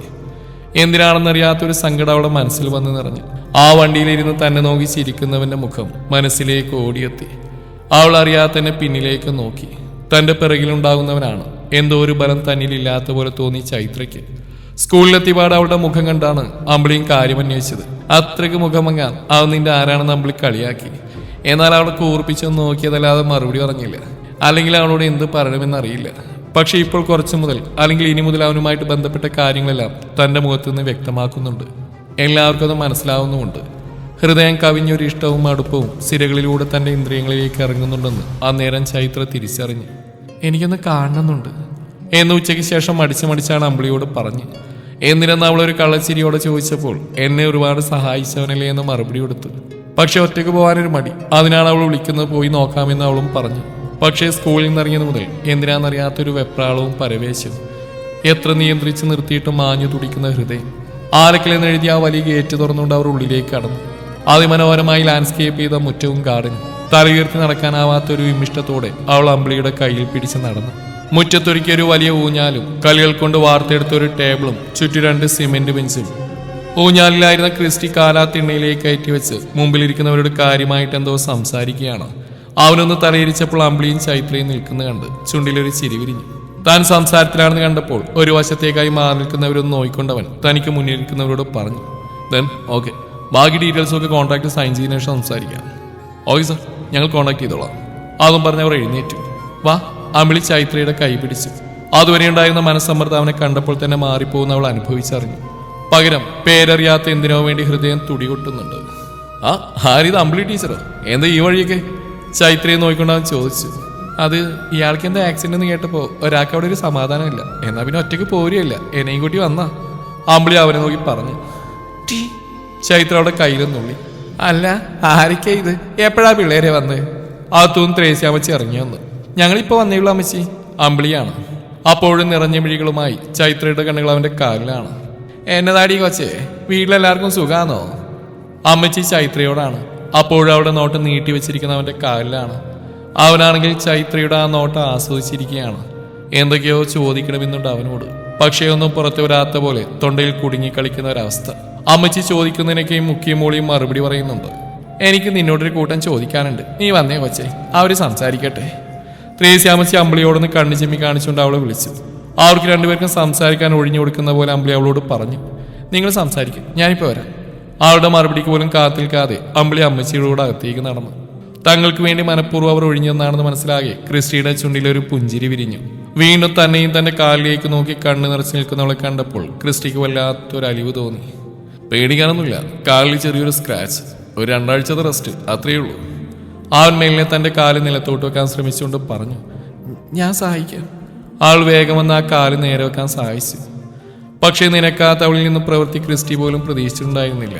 പെട്ടെന്ന് താൻ എന്താണ് ചെയ്തെന്ന ഭാവത്തിൽ പിന്നോട്ടാഞ്ഞ ചൈത്രയുടെ കൈകളിൽ ക്രിസ്റ്റി പിടുത്തമിട്ടു. ആൾക്കൊരു നിമിഷം എന്ത് പറയണമെന്ന് അറിയാതെയായി. നീർ നിറഞ്ഞ ആ മിഴികളിലേക്കും വിറക്കുന്ന അധരങ്ങളിലേക്ക് അവനെ നോക്കി. എവിടെ ഇരിക്കും? അവനവളെ ബലമായി പിടിച്ച് തന്റെ അടുത്തിരുത്തി. പേടിച്ചു പോയോ? ആളുടെ കണ്ണിൽ നോക്കി അവൻ ചോദിച്ചു. അവന്റെ ആ ചോദ്യത്തിൽ താൻ ഇത്രയും നേരം അനുഭവിച്ച മനസ്സങ്കടത്താൽ അവൾ ചുണ്ടുകൾ കൂട്ടുപിടിച്ച് സങ്കടത്തോടെ അവന്റെ കഴുത്തിലൂടെ കൈ ചുറ്റി അവനെ കെട്ടിപ്പിടിച്ചു. പെട്ടെന്നുള്ള അവളുടെ പ്രവൃത്തിയിൽ അവന് ആ ഊഞ്ഞാലൊന്നും ഉലഞ്ഞു. പക്ഷെ അവനെ കാണാതെ താൻ ഇതുവരെ അനുഭവിച്ച വീർപ്പുമുട്ടൽ കരച്ചിലിന്റെ ചീളുകളാക്കി അവനിലേക്ക് തന്നെ ചൊരിഞ്ഞു അവൾ. എനിക്ക് കുഴപ്പമൊന്നുമില്ല വേണ്ടേ. മുടിയിൽ തഴുകി അവളെ സമാധാനിപ്പിച്ചു. ഞാൻ ഒറ്റക്കായ പോലെ തോന്നി. അങ്ങനെ കിടന്നുകൊണ്ട് തന്നെ അവൾ പറഞ്ഞു. എനിക്കറിയായിരുന്നു, 2 ദിവസം കഴിഞ്ഞപ്പോൾ തന്നെ ഈ മുഖം കാണാതെ വയ്യായിരുന്നു. പക്ഷെ അമ്മച്ചി ഇവിടുന്ന് പുറത്തിറങ്ങാൻ സമ്മതിച്ചില്ല. ടീച്ചർ എന്നെ തേടിയിരുന്ന് ഞാൻ ഒരിക്കലും കരുതിയില്ല കേട്ടോ. അവനൊരു കുസൃതി ചിരിയോടെ അവളെ തനിയിൽ നിന്നും വേർപ്പെടുത്തി. പെട്ടെന്ന് അവൾ അവന്റെ തോളിൽ നിന്ന് നടന്നു മാറി കുറച്ച് നീങ്ങിയിരുന്നു. അവളൊന്നും പറയാനില്ലാത്ത പോലെ തലകുനിച്ചു. അവനൊന്ന് ചെരിഞ്ഞിരുന്നുകൊണ്ട് ആ മുഖം കൈകൾ കൊണ്ട് ഉയർത്തി. ഇത്രയും സ്നേഹി ഉള്ളിലുണ്ടായിരുന്നിട്ടാണോ നീ? എനിക്കറിയില്ല, പക്ഷെ എന്നോടൊന്നും മിണ്ടിയില്ലെങ്കിൽ പോലും ഒരു നിഴല് പോലെ എൻ്റെ പിന്നാലെ ഉണ്ടായിരുന്നില്ലേ. കുറച്ചു ദിവസം അതില്ലാതായപ്പോൾ ഞാൻ ഒറ്റക്കായ പോലെ. അവരെ നോക്കാതെ വീണ്ടും അവൾ തേങ്ങി. ആ ഒറ്റപ്പെടലിനെ ഞാൻ പ്രണയമെന്ന് വിളിച്ചോട്ടെ. കാതരമായ അവന്റെ ശബ്ദം. അവനെ നോക്കിയൊന്ന് പതിയെ മന്ദഹസിച്ചു ചൈത്ര. എത്രയാണ് ഇങ്ങനെ സ്വയം ഉരുകിത്തീരുന്നു? ഇനിയെങ്കിലും ജീവിച്ചുകൂടെ നമുക്ക്? എല്ലാ പ്രാരാബ്ദങ്ങളെയും സ്വപ്നങ്ങളെയും ഒതുക്കി പിടിച്ച് സ്നേഹിച്ചുകൂടെ? ഇനി അവനെ പറയാൻ അനുവദിക്കാതെ ആ കൈകളിൽ ഇറുക്കി പിടിച്ചുകൊണ്ട് വിതുമ്പലോടെ തലയാട്ടിയവൾ. പിന്നെ അവർക്കിടയിൽ വേറെ സംസാരമൊന്നും ഉണ്ടായില്ല. പരസ്പരം കൈകൾ മുറുക്കി കവർന്നങ്ങനെ കുറെ നേരം ഇരുന്നു രണ്ടുപേരും. കാലിന്റെ ബാൻഡേജിലേക്ക് നോക്കി കണ്ണു നിറക്കുന്നവളെ കണ്ട് അവന്റെ മനം നിറഞ്ഞു. വേദനയുണ്ടോ? അവൾ ആ കാലിനും തൊട്ടു. കുറച്ച്. അവനൊന്ന് കണ്ണീമ്മി. ദൂരെ എന്തോ സംസാരിച്ചുകൊണ്ട് ഇറങ്ങി വന്ന അമ്പിളി അമ്മച്ചിയും കാണുന്നത് പരസ്പരം കൈകൾ കോർത്ത് ക്രിസ്റ്റിയുടെ തോളിലായി തലവെച്ചിരിക്കുന്ന ചൈത്രയാണ്. എന്റെ കർത്താവേ, ഇത്രയേ വേണ്ടിയിരുന്നുള്ളൂ. ഇങ്ങനെയായിരുന്നെങ്കിൽ ഇവന്റെ ഒരു കാലം കുറച്ച് മുമ്പേ ഞാൻ തല്ലി ഓടിച്ചേനെ. അമ്മച്ചി മുകളിലേക്ക് നോക്കി കുരിശു വരച്ചു. അവളുടെ സംസാരം കേട്ടിട്ട് അമ്പിളിക്ക് ചിരി വന്നു. ഒപ്പം സുന്ദരമായ ആ കാഴ്ച കണ്ടിട്ട് അതിയായ സന്തോഷവും തോന്നി. ഞാനിനി പോയിക്കോട്ടെ? വേറൊന്നും രണ്ടുപേരും സംസാരിച്ചില്ലെങ്കിൽ അവൾ ചോദിച്ചു. പോയിക്കോ. അവൻ പതിയെ അവളുടെ കൈകൾ വേർപ്പെടുത്തി കൊടുത്തു. വീണ്ടും അവനെ ആ കാലിലേക്ക് മാറി മാറി നോക്കി അവൾ. അവന്റെ കൂടെ നിന്ന് അവനെ പരിചരിക്കാൻ അവൾക്കുള്ളിൽ അതിയായ കൊതി തോന്നി. കുറച്ച് ദിവസത്തെ റെസ്റ്റ് കൂടി, അത് കഴിഞ്ഞ് ഞാൻ വരും, പേടിക്കണ്ട. പിന്നെ ഇനി ഇങ്ങോട്ട് വരണ്ട. അവളെ എന്തായെന്ന ഭാഗത്തിൽ അവനെ നോക്കി. ഇനി ഞാൻ കൈ പിടിച്ചിട്ടുള്ള നീ ഇങ്ങോട്ട് വരേണ്ട. നിന്റെ ഇഷ്ടപ്രകാരം അമ്പലത്തിലോ പള്ളിയിലോ എവിടെയാണെങ്കിലും ഈ കഴുത്തിൽ ഞാനൊരു മിന്നിയാർത്തി എന്റെ കൈ പിടിച്ചു മതി ഇനി ആലക്കലിന്റെ പടി കയറാൻ. ഇതൊന്നും ശരിയായി വരുന്നുണ്ട് ഞാൻ. നിന്നെ എന്നേക്കുമായി എന്റെ പാതിയാക്കാൻ, ഈ ക്രിസ്റ്റിയുടെ മാത്രം ടീച്ചറാക്കാൻ. അവൻ കണ്ണു ചിമ്മി ചിരിച്ചു. അതിനും നിറമിഴിയോടെ തലയാട്ടിയതല്ലാതെ ഒന്നും പറഞ്ഞില്ല. പിന്നെ അമ്മച്ചിയോട് പറഞ്ഞ് അവർ അവിടെ നിന്ന് ഇറങ്ങി. വീണ്ടും ഒരാഴ്ചയ്ക്ക് ശേഷം ഒരു ശനിയാഴ്ച ആളുകൾ ക്രിസ്ത്യൻ കുടുംബവും ആള് വീട്ടിൽ വന്നു. കൂടെ അമ്പിളിയും ഉണ്ടായിരുന്നു. ചിത്തുവിനോട് അമ്പിളി നേരത്തെ തന്നെ പറഞ്ഞിരുന്നു. അതുകൊണ്ട് തന്നെ അവൾ അമ്പലത്തിൽ പോകാനെന്ന് പറഞ്ഞ് ചൈത്രയെ കുളിക്കാൻ പറഞ്ഞയച്ചു. കുളിയും കഴിഞ്ഞ് ഒരുങ്ങി റൂമിൽ നിന്ന് പുറത്തിറങ്ങിയപ്പോഴാണ് മുറ്റത്ത് വണ്ടി വന്ന് നിൽക്കുന്നത്. അമ്പിളിയും ചിത്തുവും എല്ലാം അറിഞ്ഞുകൊണ്ടാണെന്ന് ചൈത്രയ്ക്ക് മനസ്സിലായി. അവൾ രണ്ടാളെയും കൂർപ്പിച്ച് നോക്കി. അമ്മച്ചി അവന്റെ 2 ആന്റിമാരും ചെറിയമ്മയും ഉണ്ടായിരുന്നു. എല്ലാവർക്കും ചായ ഇടാനും സൽക്കരിക്കാനും അമ്പിളിയും കൂടെ കൂടി. ആലക്കൽ ക്രിസ്റ്റിക്ക് ഒരു ഗ്ലാസ് ചായ എടുത്ത് നീട്ടുമ്പോൾ അവളുടെ കൈയെന്ന് വിറച്ച്. ഇവൾക്ക് വേണ്ടി ഇനിയും കാത്തിരുന്നാലും ക്രിസ്റ്റിയെ തെറ്റു പറയാനാവില്ലെന്ന് തോന്നി കൂടെ വന്ന ആന്റിമാർക്ക്. അത്രമേൽ ഭംഗിയിലും അതിനനുസരിച്ച് പെരുമാറ്റവും പക്വതയുള്ള ഒരു പെണ്ണും. എല്ലാത്തിലും ഉപരി അമ്മച്ചി കൂടി ഇതിനെ സമ്മതിക്കുന്നത് എന്താണെന്ന സംശയം കുറച്ചുനേരം അവളോട് ഇടപഴകിയപ്പോൾ അവർക്ക് മാറിക്കിട്ടി. എല്ലാവരും കൂടി സംസാരിക്കാനിരുന്നപ്പോൾ ക്രിസ്റ്റി അവളോട് പുറത്തേക്ക് വരാൻ കണ്ണു കാണിച്ചു. എടി കൊച്ചേ, നിന്നെയും നോക്കി അവൻ കുറെ നേരം അവിടെ നിന്ന് വെള്ളം ഇറക്കുന്നു. പോയി സംസാരിച്ചേച്ചും വാ. ബാക്കിയൊക്കെ ഇനി നിങ്ങൾ രണ്ടാളും തീരുമാനിച്ച പോലെ അമ്മച്ചി അവളോട് പറഞ്ഞു. അവിടെ അച്ഛൻ്റെയും അമ്മയുടെയും കുഴിമാടത്തിനടുത്തായി നിൽക്കുന്നുണ്ട് ക്രിസ്റ്റി. അവൾ മെല്ലെ അങ്ങോട്ട് നടന്നു. എന്തുപറ്റി? മുഖത്തൊരു സങ്കടം. ഏയ് ഒന്നുമില്ല. അവൾ മെല്ലെ ഒന്ന് ചിരിക്കാൻ ശ്രമിച്ചു. എന്താടേ? അവനോട് കൈ കവർന്നു. ഈ മനസ്സിലെ സങ്കടം എന്താണെന്ന് എനിക്ക് നന്നായിട്ട് അറിയാം. ഇത്രയും കാലം എന്നോട് സമ്മതം മൂളാൻ പഠിച്ചതും ആ കാരണം കൊണ്ട് തന്നെയല്ലേ. നീ എവിടെയാണോ അവിടെ ഉണ്ടാവും നിന്റെ മാളവും ചിത്തും. ഒരു ചേച്ചിയുടെ സ്നേഹവും കാര്യത്തിനും മാത്രമല്ലേ അവർക്കറിയൂ. ഇനി മുതലൊരു ചേട്ടായിയുടെ സ്നേഹം കൂടി അവർ അറിഞ്ഞു തുടങ്ങി. അതുകൊണ്ട് ആ ടെൻഷൻ വേണ്ട. അതുവരെ മനസ്സിലുണ്ടായിരുന്ന ഒരു പിടപ്പ് കൂടി അലിഞ്ഞുപോയ ആശ്വാസത്തിൽ ചൈത്ര അവനെ നോക്കി. ഒരാഴ്ചയ്ക്ക് ശേഷം വെണ്ണക്കര അമ്പലനാളിൽ വെച്ച് ക്രിസ്റ്റി ചൈത്രയെ മിന്നണീച്ചു. അമ്പലത്തിലായാലും പള്ളിയിലായാലും അവൾക്ക് കുഴപ്പമില്ലെന്ന് പറഞ്ഞെങ്കിലും ക്രിസ്റ്റിയുടെ നിർബന്ധമായിരുന്നത്. നിന്റെ കൃഷ്ണന് ഇങ്ങനെ ഒരു കാഴ്ച കാണാൻ അതിയായിട്ട് ആഗ്രഹിക്കുന്നുണ്ടടി. അമ്പലനടയിൽ കൈകൂപ്പി നിൽക്കുമ്പോൾ അവളുടെ ചെവിയിലായി അവൻ പറഞ്ഞു. ക്രിസ്റ്റഫർ എന്ന പേര് കുത്തി ആ ചെയിൻ അവളുടെ കഴുത്തിലിട്ട് അവൻ തന്നെ പല്ലുകൾ കൊണ്ട് അതിന്റെ കൊളുത്ത് കടിച്ചു മുറുക്കി. ശേഷം കൈകൂപ്പി കണ്ണടച്ച് നിൽക്കുന്നവളുടെ മൂർധാവിലായി അമർത്തി ചുംബിച്ചു. കണ്ടു നിന്ന മാളു ചിത്തുവിനെ സന്തോഷത്തോടെ കെട്ടിപ്പിടിച്ചു. അടുത്തായി നിന്നിരുന്ന അമ്മച്ചി ചിത്തുവിനെയും മാളുവിനെയും തന്റെ അരികിലേക്ക് ചേർത്ത് നിർത്തി. അമ്പിളി അവളെ കെട്ടിപ്പിടിച്ച് മുന്നിലായി നിൽക്കുന്ന ക്രിസ്റ്റിയെ നോക്കി. അവൾ മെല്ലെ അവനോട് പറഞ്ഞു. അതിനവൻ അമ്പിളിയെ നോക്കി കണ്ണു ചിമ്മി കാണിച്ചു. അമ്പലത്തിൽ നിന്നിറങ്ങി നേരെ പോയത് പള്ളിയിലേക്കായിരുന്നു. അവിടെ അവന്റെ അമ്മച്ചിയുടെ അപ്പച്ചന്റെയും വല്യപ്പച്ചന്റെയും കല്ലറയിൽ പൂവെച്ച് പ്രാർത്ഥിച്ചു. ഇച്ചായ! പള്ളിയിൽ നിന്നിറങ്ങിയ ക്രിസ്റ്റിയെ പാപ്പി കെട്ടിപ്പിടിച്ചു. ടീച്ചറെ! അവൻ അവളുടെ കയ്യിൽ പിടിച്ചു. ഒത്തിരി നന്ദിയുണ്ട് ടീച്ചറെ. ടീച്ചറുള്ള ഇച്ചാന്റെ ഇഷ്ടം അത് ഈ പാപ്പിക്ക് മാത്രമേ അറിയൂ. കർത്താവ് കൂടെ ഉണ്ടാവും. അവൻ നിറഞ്ഞ ചിരിയോടെ അവളെ നോക്കി. ആലക്കൽ വീടിന്റെ മുറ്റത്ത് വണ്ടി ഇറങ്ങുമ്പോൾ ചൈത്രയെന്ന് വിറച്ചു. അതറിഞ്ഞ പോലെ ക്രിസ്റ്റി അവളുടെ കയ്യിൽ പിടിച്ചു. ഒരു കൈയിൽ അവളെയും മറുകൈ കൊണ്ട് ചിത്തുവിനെയും ആളുവിനെയും ചേർത്ത് പിടിച്ചാണ് അവൻ മുന്നോട്ട് നടന്നത്. ത്രേസ്യാമച്ചി കുരിശ് വരച്ച് പ്രാർത്ഥിച്ചുകൊണ്ട് ഒരു നിലവിളക്ക് അവളുടെ കയ്യിൽ വെച്ച് കൊടുത്തു. വലതുകാൽ വെച്ച് ആർക്കൽ തറവാടിന്റെ മരുമകളായി ചൈത്ര വീടിന്റെ പടി കയറി. പിന്നാലെ ചിത്തുവിനെയും ആളുവിനെയും പിടിച്ചുകൊണ്ട് ക്രിസ്റ്റിയും. ഒരു ചെറിയ ചടങ്ങാണെങ്കിലും അവന്റെ വേണ്ടപ്പെട്ട ആളുകളൊക്കെ ഉണ്ടായിരുന്നു. ചൈത്രയാണെങ്കിൽ അമ്പിളിയുടെ കയ്യിൽ നിന്ന് പിടിവിട്ടില്ല. രാത്രി എല്ലാവരും പിരിഞ്ഞുപോയി. ആന്റിമാരും അമ്പിളിയും മാത്രമായി. നിലാവുള്ള ആ രാത്രിയിൽ ക്രിസ്റ്റിയുടെ നെഞ്ചിലേക്ക് ചാരിയിരിക്കുമ്പോൾ കഴിഞ്ഞതെല്ലാം ഒരു സ്വപ്നം പോലെ തോന്നിയവൾക്ക്. ഈച്ചായ! അന്ന് ആദ്യമായി ചൈത്ര അവനെ വിളിച്ചു. ആലക്കൽ ക്രിസ്റ്റിയുടെ മിന്നണിഞ്ഞ് സീമന്തരേഖയിൽ സിന്ദൂരവും അണിഞ്ഞ് ചൈത്ര ടീച്ചറെ കാണാൻ ഒരു പ്രത്യേക ഭംഗിയുണ്ടായിരുന്നു. അവന്റെ കൂടെ സ്കൂൾ മുറ്റത്ത് വന്നിറങ്ങിയും ചില വൈകുന്നേരം ഫുട്ബോൾ ഗ്രൗണ്ടിൽ ചെക്കന്മാരോടൊപ്പം കളിക്കുന്ന അവനെ ചൈത്ര കാത്തു നിൽക്കുന്നതും പതിവാണിപ്പോൾ. ആലക്കൽ ഇപ്പോൾ ഭയങ്കര രസമാണ്. അമ്മച്ചിക്ക് കൊളസ്ട്രോൾ കൂടുതലാണെന്ന് പറഞ്ഞ് അമ്മച്ചിയെ സൂംബ പരിശീലിപ്പിക്കുകയാണ് നേരമ്പളത്താൽ മാളുവിന്റെ പണി. കൂടെ പാപ്പിയും. ചിത്തു +2 കഴിഞ്ഞ് എൻട്രൻസ് കോച്ചിങ്ങിലാണ്. ഇവിടെ ഇരുന്ന പെണ്ണ് കളിയാണെന്ന് പറഞ്ഞ് അവളെ പാലായിലുള്ള ഏതൊരു കോച്ചിങ് സെന്ററിലാക്കിയിരിക്കുകയാണ് Christy. Alakkal multi speciality hospital MD സ്ഥാനം MBBS കഴിഞ്ഞാൽ നനയ്ക്കാൻ തരുന്ന ഓഫർ എന്ന് ക്രിസ്റ്റി ഇടയ്ക്കിടെ അവളെ ഓർമ്മിപ്പിക്കും. അതുകൊണ്ട് തന്നെ പഠിക്കാൻ അവൾക്കും വലിയ ഉത്സാഹമാണ്. അമ്മച്ചിയും ചൈത്രയും ഒന്നിച്ച് രാവിലെ ഇറങ്ങും. ഒരാൾ അമ്പലത്തിലേക്കും മറ്റൊരാൾ പള്ളിയിലേക്കും. ചിലപ്പോഴൊക്കെ അമ്മച്ചിയുടെ കൂടെ ചൈത്രയും പോവും മാർത്തോമ പള്ളിയിലേക്ക്. ആടെ വലിയപ്പച്ചന്റെ കല്ലറക്കരികിൽ നിന്ന് വിശേഷങ്ങൾ പറയുന്ന അമ്മച്ചിയെ നോക്കിയിരിക്കാൻ നല്ല രസമാണ്. പല നിറത്തിലുള്ള ബന്ധങ്ങൾ എല്ലാം മനോഹരമാണ്. പരസ്പരം പ്രണയവും പരിഗണനയും ഉണ്ടെങ്കിൽ മരണത്തിന് പോലും അതിനെ തോൽപ്പിക്കാനാവില്ലെന്ന് തോന്നിപ്പോവും. വീണ്ടും വർഷങ്ങൾക്ക് ശേഷമുള്ള ഒരു മഴക്കാലം. ആദി എടാ നിക്കടവിടെ, ഇന്നിങ്ങനെ ഓടിപ്പിക്കല്ലേ. ചൈത്ര ഒരു മരുന്നൂപ്പിയമായ ആദിയുടെ പുറകെ ഓടുകയാണ്. എനിക്ക് വേണ്ട മമ്മി, അത് ഭയങ്കര കയ്പാ. അവൻ അത് പറഞ്ഞ് മുറ്റത്തേക്ക് ഇറങ്ങി. അപ്പ എന്ന് വിളിച്ച് മുറ്റത്ത് ആട്ടുകെട്ടിലായിരിക്കുന്ന ക്രിസ്റ്റിയുടെ മടിയിൽ കയറി. എന്നതാണ് എന്റെ കൊച്ചിനിങ്ങനെ ഓടിപ്പിക്കുന്നത്? നീ ചായ, ഈ ചെക്കൻ്റെ ചുമക്കൊരു കുറവില്ല. ഈ മരുന്ന് കുടിക്കാൻ പറഞ്ഞാൽ കേൾക്കത്തൂല. ഇനിയും ജലദോഷം ചുമയും കുറഞ്ഞാൽ ഇഞ്ചക്ഷൻ എടുക്കേണ്ടി വരുന്ന ചിത്തു പറഞ്ഞു. അതെങ്ങനെയാ? ഒരു മഴ പെയ്താൽ തുടങ്ങും അപ്പനും മോനും ഫുട്ബോൾ കളി. അസുഖം വന്നാൽ കിടന്ന് ഓടാൻ ഞാനും. ആളൊരു കവട ദേഷ്യത്തോടെ ഇളിയിൽ കൈകുത്തി. അത് എന്നതാണ് ഈ ടീച്ചറേയും വിളിക്കാറുണ്ടല്ലോ ഞങ്ങൾ മഴയത്ത് കളിക്കാൻ. അപ്പൊ വലിയ ഡിമാൻഡല്ലേ അല്ലേടാ ആദി? അവനൊരു കള്ളച്ചിരിയോടെ അവളെ നോക്കി. അപ്പടാ ആദ്യം ഇത് കുടിച്ചേ, എന്നാലേ നമുക്ക് നാളെ മഴയത്തിറങ്ങാൻ പറ്റൂ. അല്ലെങ്കിൽ ചിത്തു ഡോക്ടർ ഇഞ്ചക്ഷൻ വെക്കും. അവൻ ചൈത്രയുടെ കയ്യിൽ നിന്ന് മരുന്ന് വാങ്ങി ആദിയുടെ വായിലൊഴിച്ചു കൊടുത്തു. ഒരു കൈ കൊണ്ട് ചുണ്ടു തുടച്ച് അപ്പുറത്തായി പണിക്കാർ കുരുമുളക് ചാക്കിലാക്കാൻ നോക്കി നിൽക്കുന്ന വല്യമ്മച്ചിയുടെ അടുത്തേക്ക് ഓടി ആദി. വല്യമ്മച്ചി എന്ന് വിളിച്ചവൻ അവരുടെ മടിൽ കയറിയിരുന്നു. വല്യമ്മച്ചീന്റെ മുത്തിന്റെ ചുമ മാറിയില്ലേ? മാറിയല്ലോ, മാലുപ്പിലാവിരിക്കാം വല്യമ്മച്ചി. അവനവരുടെ നെഞ്ചിലേക്ക് ചാരി കിടന്നു. അവൾ ഇപ്പൊ എത്തൂട്ടോ. അവർ പതിയെ അവന്റെ തലയിൽ തഴുകി കൊടുത്തു. ഹലോ ടീച്ചറെ, കുട്ടികളെ പഠിപ്പിക്കലൊക്കെ അങ്ങ് സ്കൂളിൽ, ഇവിടെ എന്റെ മോനെ പഠിപ്പിക്കാൻ നോക്കിയാലുണ്ടല്ലോ. അവൻ അതും പറഞ്ഞ അവിടെ മൂക്കി നോമ്പിലൊന്ന് പിടിച്ചു. ഇല്ല, പഠിപ്പിക്കുന്നില്ല, അപ്പന് മോനെ എന്താന്ന് വെച്ചാൽ ചെയ്യ്. അതും പറഞ്ഞ് കലിതുള്ളി പിന്തിരിഞ്ഞു പോകാനാഞ്ഞവളെ ക്രിസ്റ്റി വലിച്ച് തന്റെ അരികിലേക്ക് ഇരുത്തി. ശേഷം ആ മടിയിലേക്കായി തലവെച്ച് കിടന്നു. തൽക്കാലം ടീച്ചർ എന്റെ കാര്യം മാത്രം നോക്കിയാൽ മതി, എന്റെ മോന്റെ കാര്യം നോക്കാൻ അവന്റെ അപ്പനുണ്ട്. അതും പറഞ്ഞ് അവളുടെ കൈയെടുത്ത് എന്റെ തലയിലായി വെച്ച് എന്നിട്ട് അവൾ ഒന്നുകൂടി നോക്കി കണ്ണ് ചിമ്മിക്കൊണ്ട് പതിയെ കണ്ണടച്ച് അവളൊരു ചിരിയോടെ അവന്റെ തലയിലൂടെ വിരലോടിച്ചുകൊണ്ട് ആദ്യം അമ്മച്ചിരിക്കുന്നിടത്തേക്ക് മിഴികൾ പായിച്ച് അങ്ങനെ ഇരുന്നു. ഈ കഥയോട് അവസാനിക്കുന്നു. നിങ്ങളുടെ അഭിപ്രായങ്ങൾ കമന്റുകളായി രേഖപ്പെടുത്തുക. താങ്ക്